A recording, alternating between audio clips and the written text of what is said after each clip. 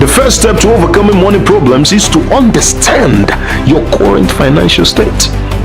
A clear-cut understanding of what is happening to me financially.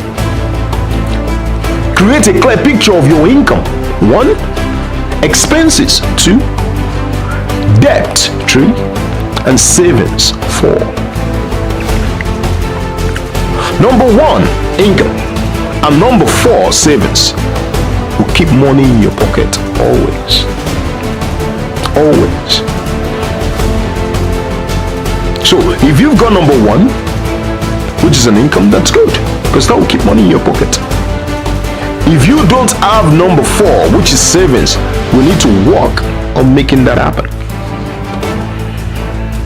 See the two middle ones, expenses and debt, will take money away from your pocket always.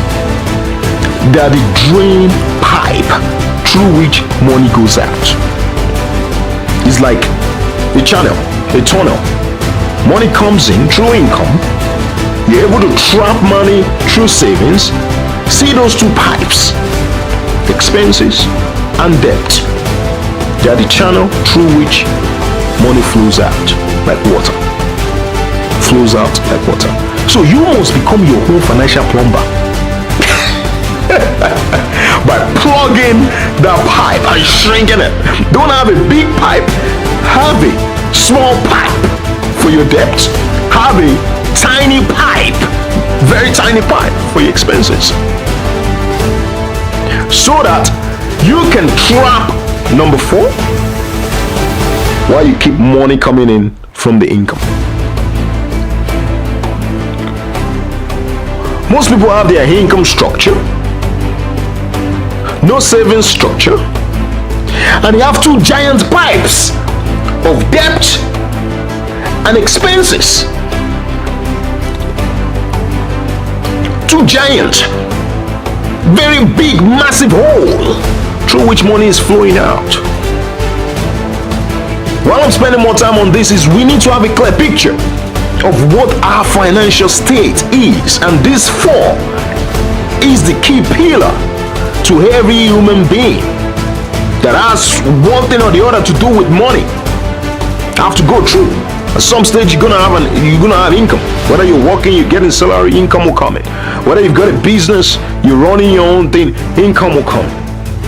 You still need to have these 4 states well managed, well organized, well documented, well planned out to be able to become financially free, so that you can do the things you want when you want. Money is not a problem. You're not running after it. You're not running after money because you have a plan in place. Money they can print. Money, they can print more money every day. They do that every day. Time, they cannot print that. Time is precious. No one can print time. No one has that machine to print another additional hour. So we should not spend more time chasing what they print when we can spend time on planning our financially so that we have more time to do what we want. Financial freedom is one of the major keys to living a happy life.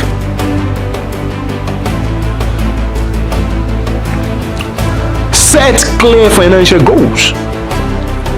Define what you want to achieve financially, whether it's paying off debt, saving for a home, or building an emergency fund. Set clear financial goals. What happens with most of us is we go to work, make money, and then we head to the shop straight away to spend it.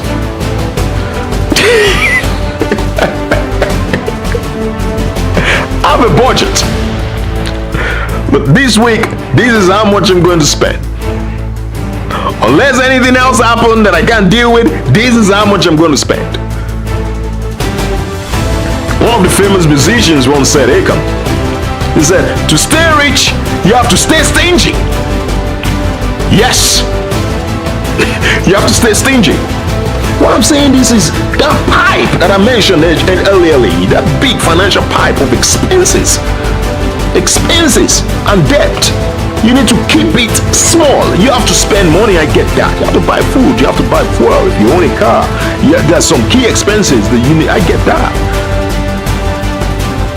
But you going to buy an additional shirt that costs thousands and thousands of dollars, is that really necessary? Your wardrobe is busting already. Do you really need that golden spoon? Is that really necessary?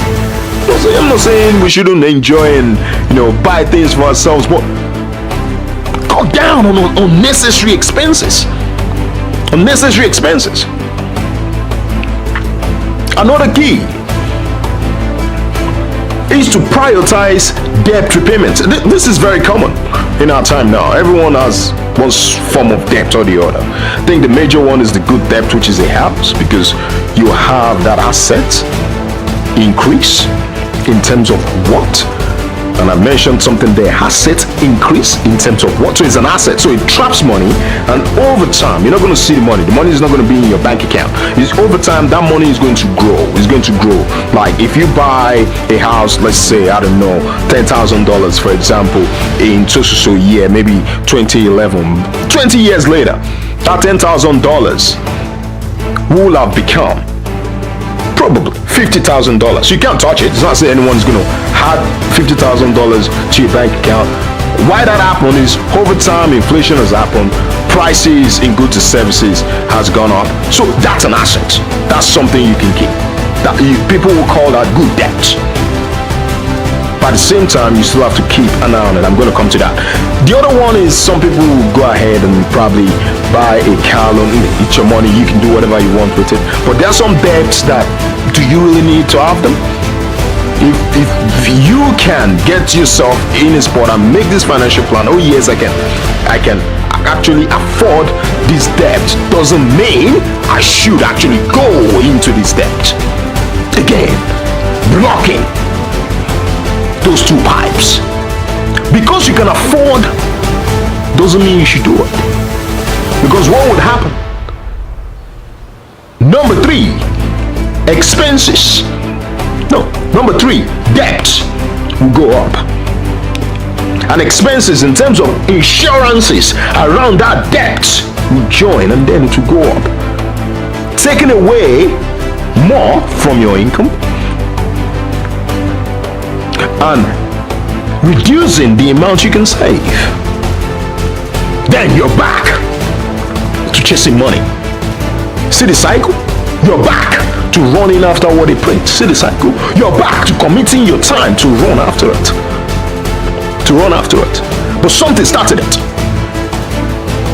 Because you can afford the debt doesn't mean you should go into the debt. Obviously, having a home, a house, debt is okay. But there are some debt you do not need, like credit card debt. You do not need all that stuff. Those things will take money away from you. Another key point is to save at least 3 to 6 months worth of living expenses. This is number 4, savings. How much do you have saved, tucked away somewhere, a bucket of fund, so that when life shows up with unexpected financial blows, because it does, Murphy, something will go wrong, and it will go wrong at the worst possible time. Murphy's law. That's when it shows up.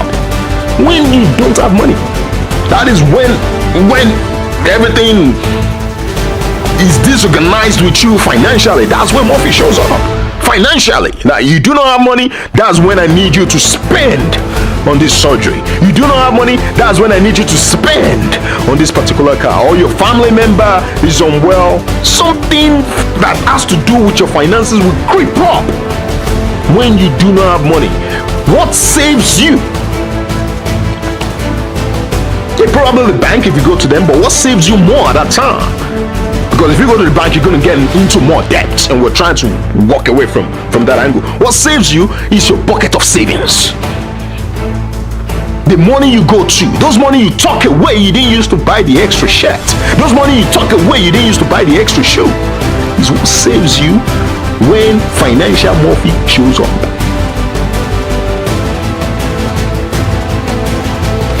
Savings, 3 to 6 months, at least minimum 3 months. Savings is very, very important in order for us to enjoy financial freedom. This will be my last point for the day, and this is the most important. Is the most important. Capacity to earn more. How much of you are you actually using? Look for opportunities, whether through a side hustle, freelance work, better paying job, something outside what is currently giving you money. Start looking for opportunities to do more. Most of us get very comfortable with the amount we're earning, and then we stay there. Inflation will happen. Things are going to get more expensive. You're going to have to join the union for your boss to increase your salary. You're going to have to draft letters. It's going to be a whole lot of agreements before you can go from earning $1 to $1.05. That's how it happens. Because when inflation goes up, income and salary doesn't go up with it. It takes a while before income catches up to it. So what you can do when income is creeping up and not catching up to how much you need to actually survive, begin to look for other opportunities. I'm telling you, you can earn more than you're currently earning if you look outside the box. That is the most important. If you can jack up income, trap money, keep those two in the middle, debts and expenses, shrink them, then you will build a good financial management plan for yourself. And then you got more time to enjoy family and friends, more time to do what you want, because you're not chasing after money to help you sort your financial issues. Bills are constant, taxes are constant. You always need to pay for one thing or the other. So if you keep an eye on that, you're going to spend more time, more free time, enjoying the benefit of having financial freedom. I'll be sharing more tips in some more videos. And I'll say thank you for listening, and bye for now.